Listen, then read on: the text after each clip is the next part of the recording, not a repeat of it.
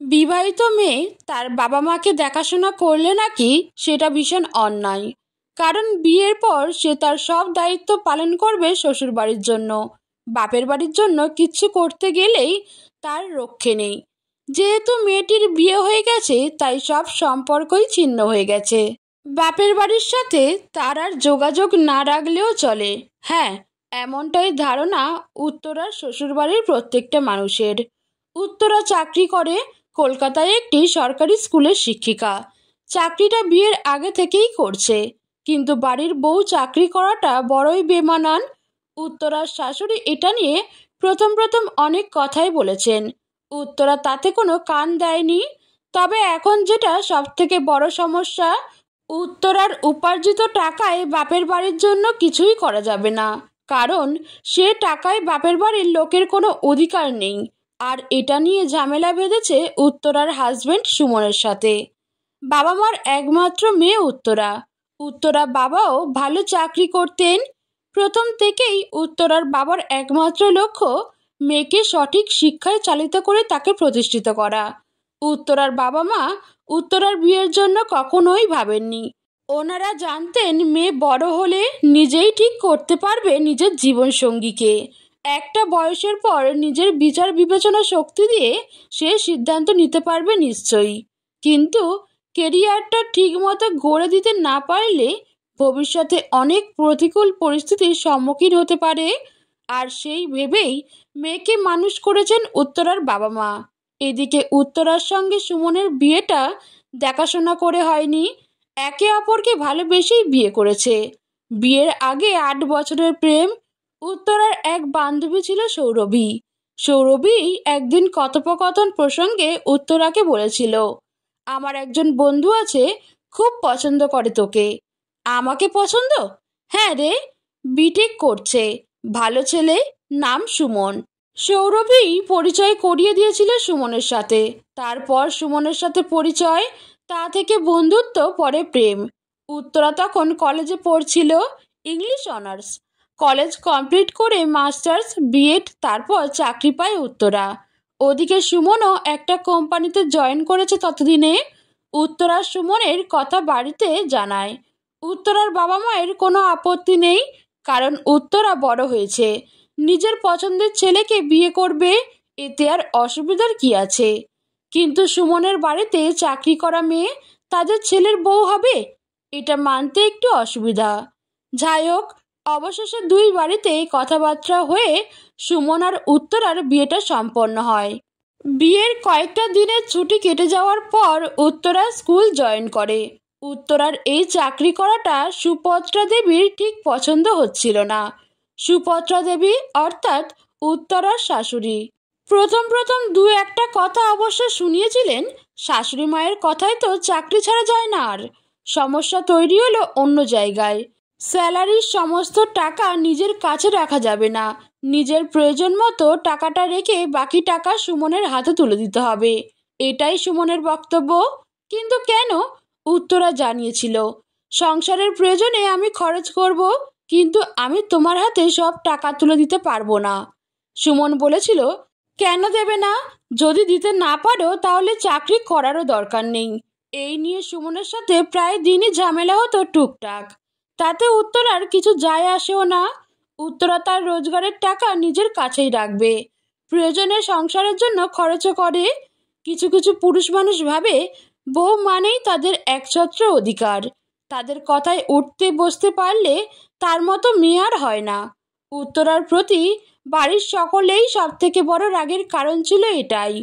উত্তরার স্বাধীনচেতা মনোভাব তাকে অধঃপতনের দিকে নিয়ে যাচ্ছে। সুমন্ত একদিন বলেই বসলো, হাতে টাকা পাচ্ছ তো, তাই এত স্বার্থপর হয়ে উঠেছ।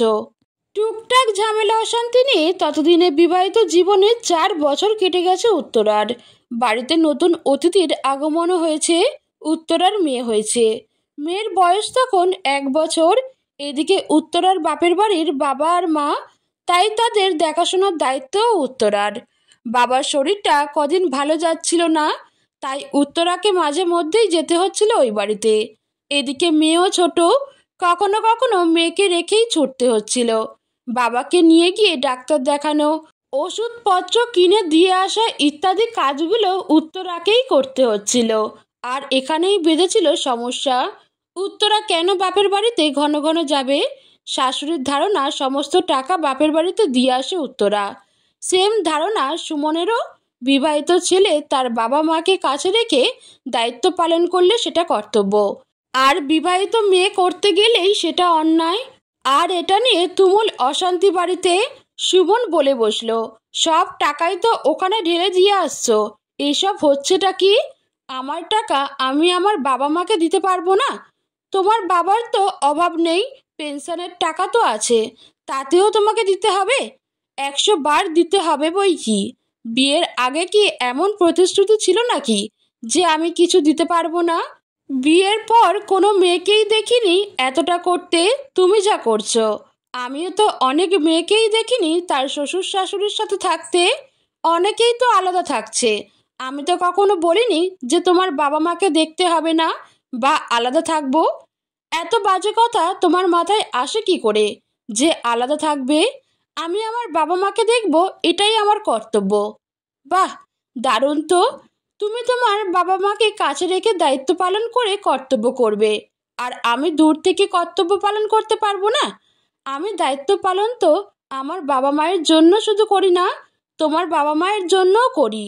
আর আমি আমার মা বাবার জন্য যা করি সেটা তো আর লুকিয়ে করি না, সবার সামনেই দেখিয়েই করি। দ্বিতীয় দিন এসব কথা আমাকে আর বলতে এসো না। এইসব টুকিটাকি বিষয় নিয়ে উত্তরার শ্বশুরবাড়িতে ঝামেলা চলতেই থাকে, এটা কমন ব্যাপার। বিয়ের পর থেকেই তো চলছে। ওই তো মাত্র কয়েকটা মানুষ, শ্বশুর শাশুড়ি, হাজবেন্ড আর মেয়ে। একমাত্র ননদ ছিল, বিয়ে হয়ে গেছে অনেকদিন আগেই। উত্তরার ননদও চাকরি করে। আশ্চর্যের বিষয় হলো যে বাড়ির মেয়ে চাকরি করলে সেটা মেয়ের স্বাধীনতা, আর বাড়ির বউ চাকরি করাটা বেমানান। যাই হোক, সে বিষয়ে উত্তরা কখনো মাথা ঘামায়নি এবং কোনোদিনের জন্য সে কথা উত্থাপনও করেনি। তবে হ্যাঁ, সংসারের প্রয়োজনে উত্তরা খরচ অবশ্যই করে। এই বাজারে একটা সংসার চালাতে গেলে একজনের আয়ের উপর নির্ভর করলে হয় না। সেদিক থেকে উত্তরা অনেকটাই হেল্প করে। তবে সুমন প্রাইভেট কোম্পানিতে চাকরি করে, খুব যে ভালো একটা বেতন পায় তাও নয়। উত্তরা কোনোদিন জিজ্ঞেস করে না কত টাকা বেতন পায়, বেতনের টাকা কোন খাতে কি খরচ করে। বরং সুমনই জানতে চায় উত্তরার কাছে। ইতিমধ্যে ঘটল একটা ঘটনা। বেশ কয়েকদিন ধরে সুপত্রা দেবীর শরীরটা ভালো যাচ্ছিল না। যা খাচ্ছেন তাতেই বদহজম হয়ে যাচ্ছে, মাঝে মধ্যে বমিও হচ্ছে, শরীরটাও দুর্বল। এসব দেখে উত্তরাই সুমনকে বলল, মায়ের শরীরটা ভালো যাচ্ছে না, একদিন মাকে ডাক্তার দেখিয়ে নিয়ে আসো। সুমন জানালো, মায়ের এরকম প্রায়ই হয়, অ্যাসিড থেকে হচ্ছে, ডাক্তারকে দেখিয়ে নেওয়াই তো ভালো। আমার টাইম কোথায়? সেই সকালে বেরোচ্ছি আর রাতে ফিরছি, দেখি কবে নিয়ে যাওয়া যায়। উত্তরা ভাবলো, রোগ পুষে রেখে লাভ কি, ডাক্তার দেখিয়ে নেওয়াই ভালো। সুপত্রা দেবীকে নিজেই নিয়ে যায় একজন ভালো ডাক্তারের কাছে। ডাক্তার দেখে ওষুধ লিখে দিলেন এবং বিভিন্ন রকমের টেস্ট করে 15 দিন পর আসতে বললেন। এদিকে ওষুধ খেয়েও ঠিকমতো কাজ হচ্ছিল না। সুপত্রা দেবী আরও অসুস্থ হয়ে পড়লেন। 3-4 দিন কেটে গেছে। একদিন সকালে সুমন অফিস বেরিয়ে যাওয়ার পর অসহ্য পেটে যন্ত্রণা শুরু হলো সুপত্রা দেবীর। উত্তরা স্কুল যাবে বলে রেডি হচ্ছিল সে সময়। শাশুড়ি মায়ের ওই অবস্থা দেখে আর স্কুলে যেতে পারেনি উত্তরা। ডাক্তারকে সঙ্গে সঙ্গে ফোন করে উত্তরা সব কিছু জানালে ডাক্তারবাবু বলেন, এভাবে ফোনে বলা তো সম্ভব নয়, খুব অসুবিধা থাকলে নার্সিংহোমে নিয়ে এসে অ্যাডমিট করে দিন। সঙ্গে সঙ্গেই ডাক্তারের সঙ্গে পরামর্শ করে নার্সিংহোমে ভর্তি করেন শাশুড়ি মাকে। তারপর সুমনকে ফোন করে জানায়, আমি মাকে নার্সিংহোমে অ্যাডমিট করেছি। তুমি বেরিয়ে যাবার পর মায়ের শরীরটা খুব খারাপ হয়ে গিয়েছিল, পারলে তাড়াতাড়ি চলে এসো। সুমন অফিস থেকে তাড়াতাড়ি বাড়ি আসে। ডাক্তারবাবু যে টেস্টগুলো করতে বলেছিলেন সেগুলো সব টেস্ট করা হয়। রিপোর্ট দেখে ডাক্তারবাবু বলেন, লিভারের অবস্থা একদম ভালো নেই। এই রোগটার নাম হচ্ছে সিরোসিস অফ লিভার, তাই লিভার ট্রান্সপ্ল্যান্ট করতে হবে। Liver transplant? ডাক্তারবাবু, ওষুধের দ্বারা কাজ হবে না? কি বোকার মতো কথা বলছেন, আসলে অনেক আগে থেকে এর চিকিৎসা করা উচিত ছিল। আপনারা দেরি করে ফেলেছেন। তাড়াতাড়ি ট্রান্সপ্ল্যান্ট না করতে পারলে? ডাক্তারবাবু, এতে তো অনেক খরচ। তা তো বটেই। ডাক্তারবাবু, আপনি অপারেশনের ব্যবস্থা করুন, পাশ থেকে উত্তরা বলে ওঠে। তারপর ডাক্তারের কাছে থেকে বেরিয়ে এসে সুমন উত্তরাকে বলে, এত টাকা কোথায় পাবো এখন? তোমাকে ভাবতে হবে না, আমি সেসব ব্যবস্থা আগে থেকেই করে রেখেছি। তুমি হয়তো জানো না, বিয়ের 1 বছর পরেই আমি আমাদের ফ্যামিলির সকলের জন্যই মেডিক্লেম করে রেখেছি। আর আমি আমাদের ফ্যামিলি বলতে শুধু আমার বাবা মাকে বুঝি তা নয়। ফ্যামিলির মধ্যে আমার বাবা মা যেমন আছে, তেমনই তোমার বাবা মাও আছেন। 2 বাবা মায়েদের জন্য 20 লক্ষ টাকা মেডিক্লেম করা আছে, যেখানে ইয়ারলি একটা মোটা অঙ্কের প্রিমিয়াম আমাকে দিতে হয়। কি বলছো উত্তরা? এসব কথা তুমি আমাকে আগে কখনো বলনি। বলার সুযোগ দিয়েছো আমাকে, শুধু তো ঝগড়াই করে গেছো। ভেবেছো আমি টাকা রোজগার করি মানেই নিজের ইচ্ছা মতো নিজের জন্য সব কিছু করি। আমাকে ক্ষমা করো প্লিজ, নিজেকে ভীষণ ছোট মনে হচ্ছে। চলো এসব কথা না বলে বরং রিসেপশনে গিয়ে কতটা কি খরচ হবে সেটা জেনে নিই। দেরি করলে চলবে না। সব কিছু ব্যবস্থা করার পর সুভদ্রা দেবীর অপারেশন হয়, লিভার ট্রান্সপ্ল্যান্ট করা হয়, অপারেশন সাকসেসফুল হয়। অপারেশনের পর 3-4 দিন কেটে গেছে। ভিজিটিং আওয়ারে উত্তরা এসেছে শাশুড়ি মাকে দেখতে, সাথে সুমনও আছে। সুভদ্রা দেবী কিছু বলার জন্য চেষ্টা করছিল, চোখের কোণে জল। উত্তরাই জিজ্ঞেস করে, কিছু বলবেন মা? কিছু অসুবিধা হচ্ছে? খুব আস্তে করে বললেন, যে ভুল ধারণাটা ছিল সেটা তুমিই বদলে দিলে। চাকরি করা মেয়েরা নাকি স্বার্থপর হয়, তারা নিজের টুকু ছাড়া কিছুই বোঝে না। কিন্তু এ ধারণাটা যে কতটা ভুল, এমন কঠিন অসুখে না পড়লে আমি তোমাকে চিনতেই পারতুম না। ধারণা বদলালে সম্পর্কটাও যে বদলে যায়, কৃতজ্ঞতা জানানোর কোনো ভাষা নেই আমার কাছে।